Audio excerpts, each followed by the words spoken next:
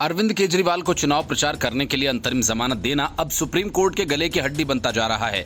जमीन घोटाला मामले में गिरफ्तार किए गए हेमंत सोरेन के वकील कपिल सिब्बल ने भी जमानत की मांग कर दी। हालांकि कोर्ट ने फिलहाल हेमंत सोरेन को जमानत नहीं दी। सुप्रीम कोर्ट ने कथित भूमि घोटाला से जुड़े मनी लॉन्ड्रिंग मामले में अपनी गिरफ्तारी को चुनौती देने वाली झारखंड मुक्ति मोर्चा नेता और पूर्व मुख्यमंत्री हेमंत सोरेन की याचिका पर प्रवर्तन निदेशालय से 17 मई तक जवाब मांगा है। हालांकि सुप्रीम कोर्ट ने हेमंत सोरेन को लोकसभा चुनाव में प्रचार करने के लिए अंतरिम जमानत देने से इनकार कर दिया। दरअसल जस्टिस संजीव खन्ना और जस्टिस दीपंकर दत्ता की पीठ शुरू में हेमंत सोरेन के मामले को 20 मई के लिए सूचीबद्ध कर रही थी, मगर जैसे ही हेमंत सोरेन की ओर से पेश हुए सीनियर वकील कपिल सिब्बल ने दलील दी कि तब तक तो चुनाव खत्म हो जाएंगे और मामले में लंबी तारीख होने पर हेमंत पूर्वाग्रह से ग्रस्त हो जाएंगे।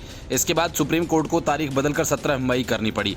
कपिल सिब्बल ने पीठ से कहा कि मेरा मामला अरविंद केजरीवाल के आदेश के अंतर्गत आता है, मुझे चुनाव प्रचार के लिए जमानत की जरूरत है। इस पर पीठ ने कहा कि इस सप्ताह बहुत अधिक काम है और बहुत सारे मामले सूचीबद्ध हैं। सुप्रीम कोर्ट 20 मई की तारीख बदलने के मूड में नहीं था, मगर कपिल सिब्बल और सोरेन की ओर से पेश वरिष्ठ वकील अरुणाब चौधरी के बार अनुरोध के बाद तारीख बदलकर 17 मई कर दी गई। जस्टिस संजीव खन्ना और जस्टिस दीपंकर दत्ता की पीठ ने कहा कि हमें नहीं पता कि हम इस मामले पर विचार कर पाएंगे या नहीं, लेकिन फिर भी हम इसे 17 मई के लिए पोस्ट कर रहे हैं। हेमंत सोरेन ने गिरफ्तारी के खिलाफ अपनी याचिका पर अदालत द्वारा फैसला दिए जाने तक लोकसभा चुनाव में प्रचार के लिए अंतरिम जमानत भी मांगी थी।